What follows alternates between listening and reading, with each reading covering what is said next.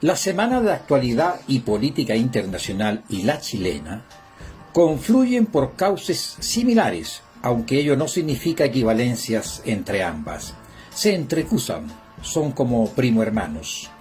Internacionalmente dos temas nos vinculan. Primero, la pandemia del COVID, que nos coloca en una disyuntiva crítica, donde la falta de credibilidad y respeto por las autoridades en general se traduce a primera vista en una indiferencia con las necesidades sanitarias para contener la pandemia, es decir, la vacunación.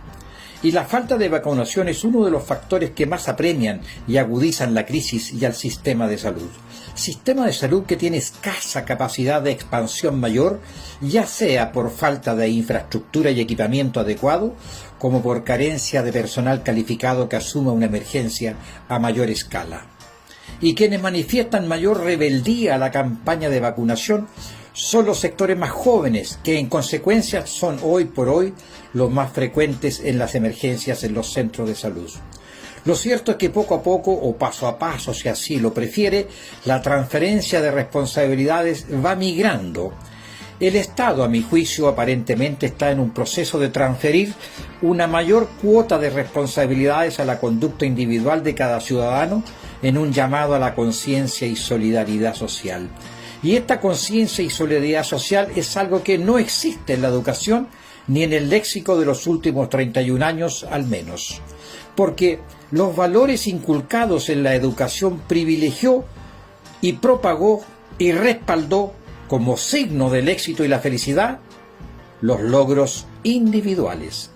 ¿Se acuerda de aquello que con indisimulada soberbia los chilenos nos exhibíamos como los tigres de América?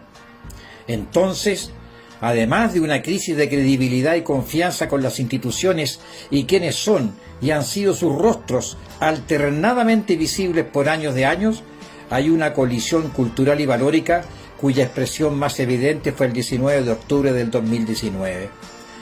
Basta, esto no da para más. Colisión valórica y cultural contra el modelo impuesto que se expresa en una nueva visión y concepción de la vida, la sociedad y el Estado, con una respuesta social y política que se refleja y respalda incuestionablemente con las últimas elecciones, plebiscito incluido, que dieron pie al actual escenario político electoral. Y esos mismos jóvenes, en su mayoría, son quienes son los sostenedores de los cambios en curso. Sin ellos y ello no habría cambio alguno. Solo la seriedad, la contundencia y urgencia de la presión social hizo posible el sendero político e institucional en que nos encontramos. No fue por voluntad o iniciativa de los de siempre, los mismos de siempre, siempre los mismos, no. Les fue impuesta. Después de 31 años les fue impuesta desde la calle, desde los hogares, desde las escuelas y liceos, desde la ciudad y las regiones. Les fue impuesto, no hay que olvidarlo. Y aún así se las ingeniaron para acordar un reglamento e intentar encasillar las opciones para resolver lo que hoy identificamos como la cuestión institucional. Cuestión institucional que algunos incluso siembran la duda de su materialización. Dudas que surgen ante el legítimo cuestionamiento para dirimir si los 155 convencionales electos son o no efectivamente constituyentes, es decir, constituyentes con plena y total capacidad y derecho de representar lo que en las urnas los chilenos expresamente mandataron en contraposición al amarre parlamentario. Parte de aquello se refleja en el documento Vocería de los Pueblos de la Revuelta Popular a la Constituyente. Por otra parte, la contienda presidencial del profesor Pedro Castillo en Perú dejó al descubierto y en su contra una verdadera guerra sucia y campaña del terror que hemos venido anticipando desde Tribuna Ciudadana para nuestro país. Campaña que ya está en marcha en el actual proceso chileno. La mentira repetida, las noticias falsas, rumores sin fuente comprobables y el miedo irracional son algunos de los ingredientes que ya comienzan a hacer su aparición. Buenas tardes amigos, soy el provincial Esteban Infante. en este minuto hemos creado un WhatsApp que significa ASI, Alianza Solidaria Independiente. Y también le puse como apellido Sangre Verde, ya que he colocado en este minuto los invitados a participar, algunos suboficiales, que son los que han estado más vigentes en la página Verde Legión y en otras páginas donde yo frecuento, y esto tiene por objeto de crear un grupo, y los que deseen mantenerse están invitados, de lo contrario se pueden autoborrar si no están de acuerdo con lo que vamos a conversar en este minuto. De acuerdo a los últimos acontecimientos de lo que está pasando en nuestro país, ¿no es cierto?, con el cambio de constitución, el cambio de política y prácticamente la eliminación de Carabineros de Chile como institución, ya que ya les tienen puesto el nombre de Policía Nacional de Chile. Estamos todos muy preocupados, y eso me lo han hecho saber suboficiales de todo Chile, que están representando y liderando algunos grupos. El tema está en que en este minuto, con el cambio de política, ¿no es cierto?, de nuestro país, donde nuestro país se tiñó de rojo con las últimas elecciones, y arriesgando que entre el señor Jadwe como nuevo presidente de la República, nuestras pensiones, los aportes del Estado, así como lo han hecho saber el BOR y la expresidenta, ¿no es cierto?, y varios diputados, la Camila Vallejo, y también refundido, ¿no es cierto?, en CNN por el entrevistador el locutor, el señor Matamala. En estos momentos estamos en una situación de crisis, y muchos suboficiales que tuvieron la deferencia de llamarme y de preguntarme qué es lo que vamos a hacer, estamos realmente complicados. En este minuto nosotros lo que vamos a hacer, para que ustedes sepan y le den a conocer a los demás suboficiales y amigos de Carabineros, nosotros vamos a tener que crear un partido político que se va a llamar Alianza Solidaria Independiente. ¿Y cuál va a ser la finalidad de esta alianza? De tener a nuestros propios parlamentarios, ¿no es cierto?, que levanten la mano al momento de decidir por nosotros. Porque en este minuto, con el tema constituyente, no hay ni un carabinero, ni un militar, ni un Fuerzas Armadas, ni un gendarme, ni un PDI que levante la mano cuando esta gente comience a hacer la nueva Carta Magna. Al respecto, nosotros vamos a crear una mesa de observación constituyente con la finalidad de irnos en contra de este tema. Estamos tratando de ver, ¿no es cierto?, cómo vamos a crear este grupo a nivel nacional, en donde vamos a invitar a todos los que quieran participar, con la finalidad de cuestionar los artículos que no nos interesen o que no nos apoyen a nosotros como institución.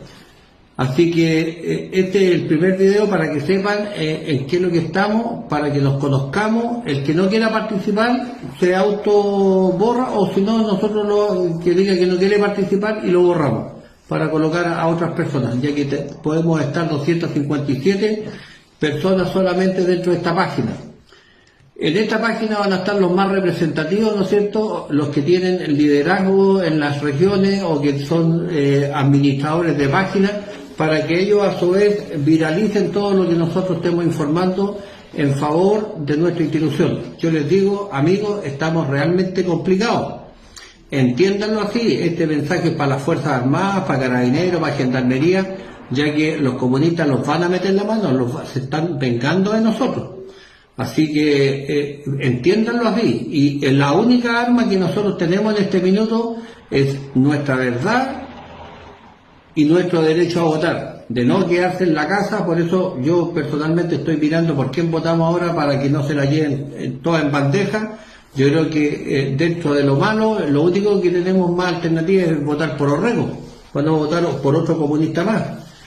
Y en el caso de las presidenciales no me quiero pronunciar todavía, ya que todavía no veo cuál va a ser el chancho que nos va a dar manteca. Así que manténganse todos observando el tema y a través de esta página yo les voy a estar informando a ustedes para que ustedes a su vez lo viralicen. Aquí hay gente de casi todo Chile. Si hay alguno que se repita, lo vamos a cambiar para que tengamos gente en las 12 regiones que estamos en la página Verde Legión. Hay otros suboficiales que están en lista de espera, que también los voy a colocar en esta página, que también me han hecho saber que quieren estar con nosotros.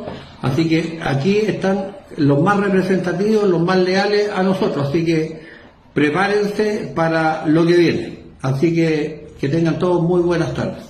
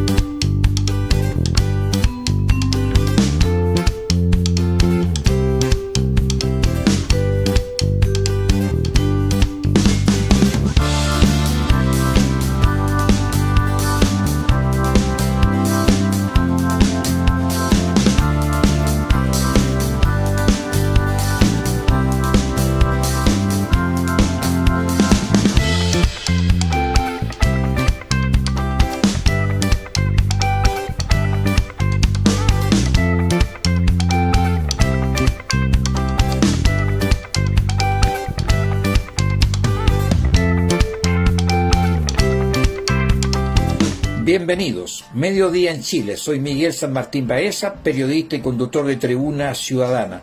Su voz en las redes sociales, aquí donde a usted se le reconoce que merece más y mejor porque sus derechos no son favores políticos.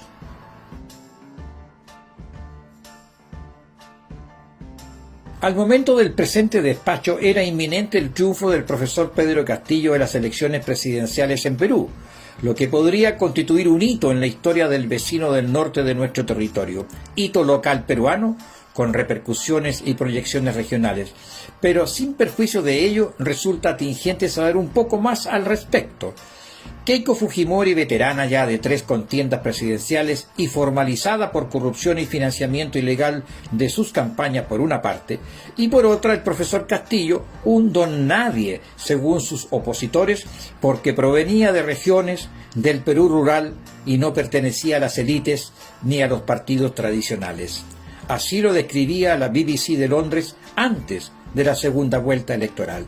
Dos tendencias radicalmente opuestas se disputarán la presidencia de Perú en segunda vuelta, la izquierda de Pedro Castillo y la derecha de Keiko Fujimori. Castillo y Fujimori fueron los dos vencedores de una primera vuelta marcada por el agitado contexto político y social que vive el país.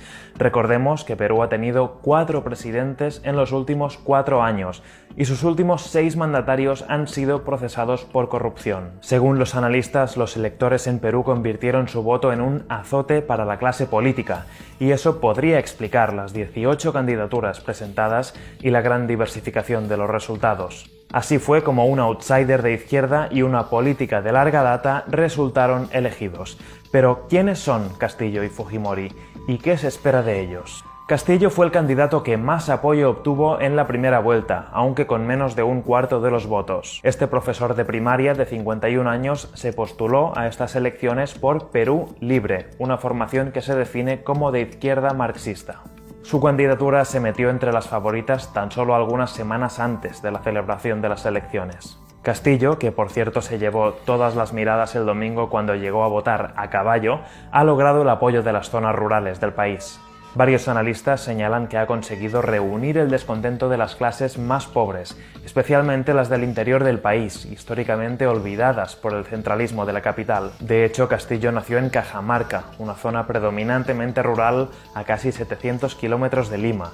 En su rol de profesor adquirió notoriedad en 2017, cuando dirigió una huelga de profesores de 75 días en varias regiones de Perú, que exigía un aumento de sueldo a los maestros, entre otras cosas. Las propuestas de Pedro Castillo como candidato a la presidencia de Perú incluyen redactar una nueva constitución mediante una asamblea constituyente, aumentar el presupuesto para la agricultura y defender y conservar el medio ambiente en oposición a las posturas liberales. Su plan propone cambiar la economía social de mercado que establece la constitución actual por una economía popular con mercados.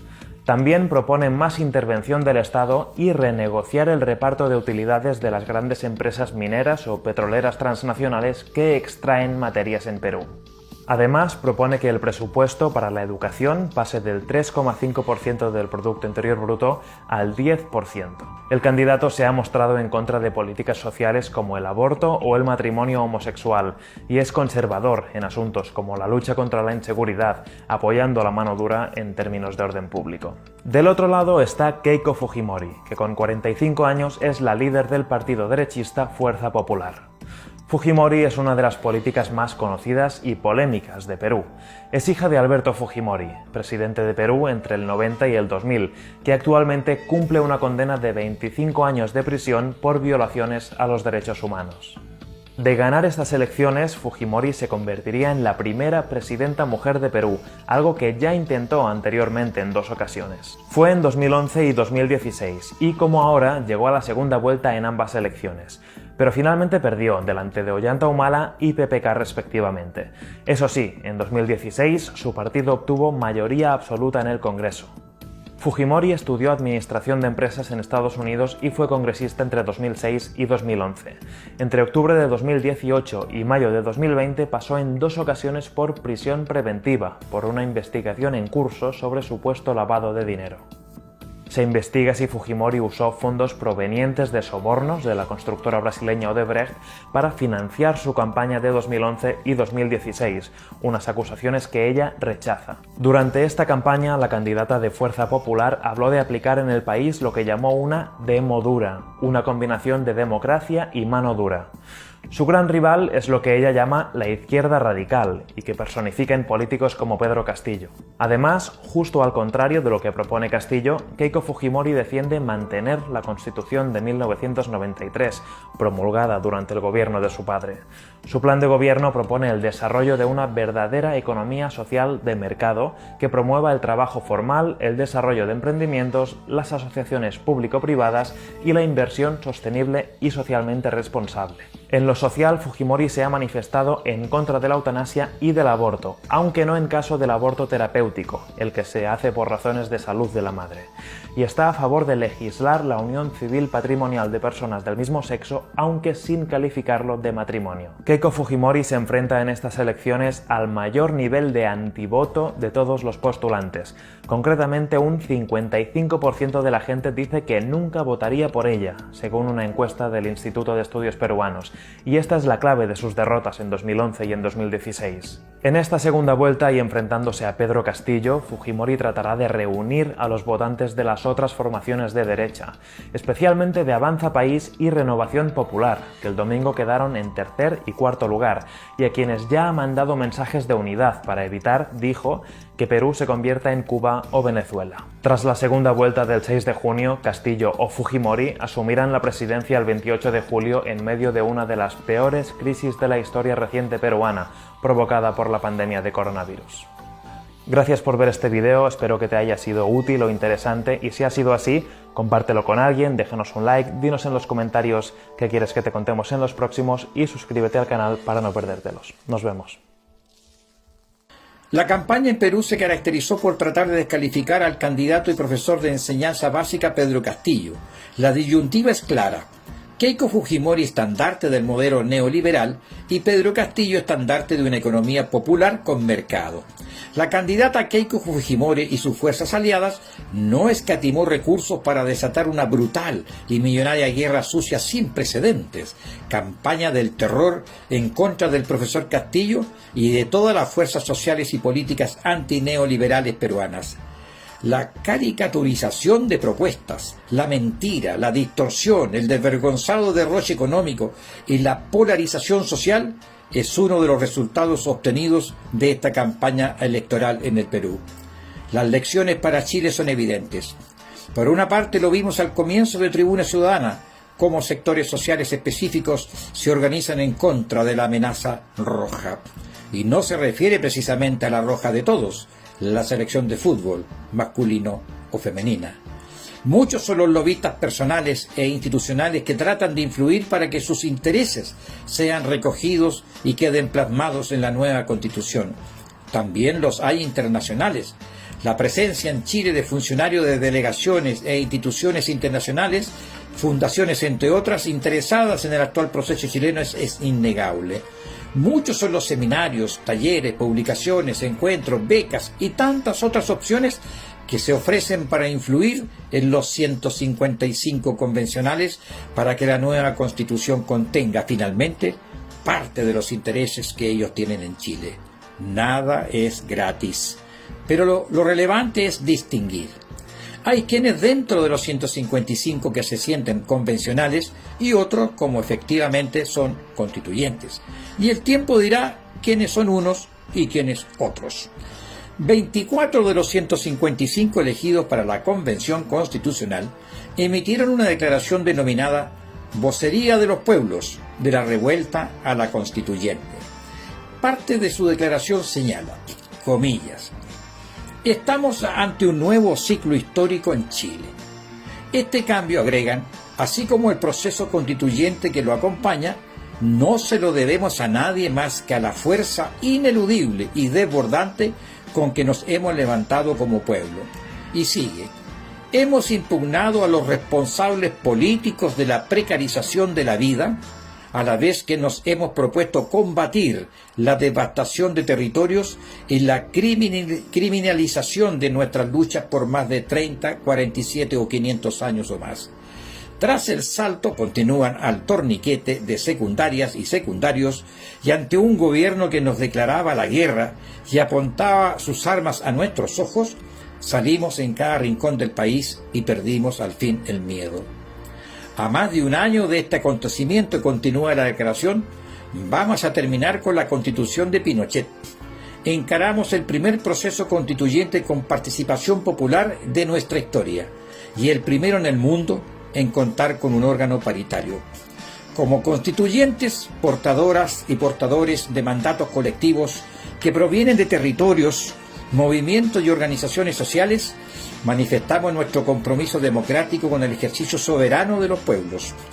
Pusimos el pie en el portal para ingresar a raudales a la convención y no permitiremos que tras de nosotras y nosotros se cierre la puerta. Y a continuación señala, nos llamamos a hacer efectiva la soberanía popular de la constituyente, expresada tanto en el reglamento como en las normativas que debe darse, sin subordinarnos a un acuerdo por la paz que nunca suscribieron los pueblos. Lo afirmamos, dicen, también respecto de toda la institucionalidad de nuestro país, que habrá que someterse al fin a la deliberación popular. Nos llamamos a sacudir una vez más la pesada normalidad con la que se pretenden imponer condiciones políticas antidemocráticas para el desarrollo de este proceso. Los pueblos, finalmente dicen, los pueblos movilizados, lo hemos dicho con plena claridad. La normalidad siempre fue el problema. Hoy tenemos ante nosotras y nosotros la tarea de hacer palpable el carácter extraordinario de los acontecimientos políticos en curso, consolidando las condiciones de este nuevo ciclo político en Chile. Termina aquí parte de la declaración. Resulta evidente la fractura en el mundo del socialismo chileno que simboliza el Partido Socialista de Chile. Se dice que hay más socialistas fuera que al interior de la estructura orgánica que lidera el senador Álvaro Elizalde. 3 expresidentes del Partido Socialista, Ricardo Núñez, Camilo Escalona y Osvaldo Andrade, suscribieron un documento que titulan 8 décadas de lucha por la democracia y el socialismo. En ella, junto con destacar y valorar los logros con la participación del Partido Socialista, denuncian a quienes aparecidos en la última década, precisan, pretenden deslegitimar o desnaturalizar la presencia socialista y en parte centran sus dardos en contra del Partido Comunista. Por su parte, otros 3 expresidentes del mismo Partido Socialista, Jorge Arrate, Germán Correa y Gonzalo Martner, ellos responden a los anteriores, Núñez, Escalona y Andrade respectivamente, y señalan: esta tarea compleja en los gobiernos de los años 90, en que Pinochet seguía siendo personaje poderoso, debió ser asumida con más fuerza en la primera década del siglo XXI, cuando hubo gobierno de liderazgo progresista o socialista. Sin embargo, la profundización neoliberal siguió adelante y, como corolario, destacados dirigentes del PS establecen estrechas relaciones con grupos empresariales y más tarde se hicieron parte, sin tapujos, de los directorios de las empresas de los grupos económicos que monopolizan el poder en Chile. La adhesión conservadora y la pasiva o activa complicidad del progresismo se unieron al final en un mismo propósito, con las consecuencias conocidas. Y referente a la alusión al Partido Comunista, estos mismos 3 expresidentes, reitero, Arrate, Correa y Martner, dicen: como socialistas nos importan esas críticas, porque se refieren a nuestras propias conductas como dirigentes del PS en aquellos años, y nos obligan a mirarnos de materia más profunda y auténticamente autocrítica, y a reaccionar con una falsa dignidad. Pero mucho más que las opiniones de dirigentes del Partido Comunista, añaden, son las críticas de nuestro propio pueblo las que más impactan nuestra conciencia, porque enrostran al Partido Socialista debilidades e inconsecuencias que lo han llevado a su lamentable condición actual, que sus dirigentes en ejercicios no son capaces de enfrentar. Cierre comillas. ¿Cuánto de estas mutuas recriminaciones socialistas servirán para que los constituyentes las consideren en sus deliberaciones? Bueno, eso está por verse. Esta fue su Tribuna Ciudadana Semanal. Hasta el próximo sábado.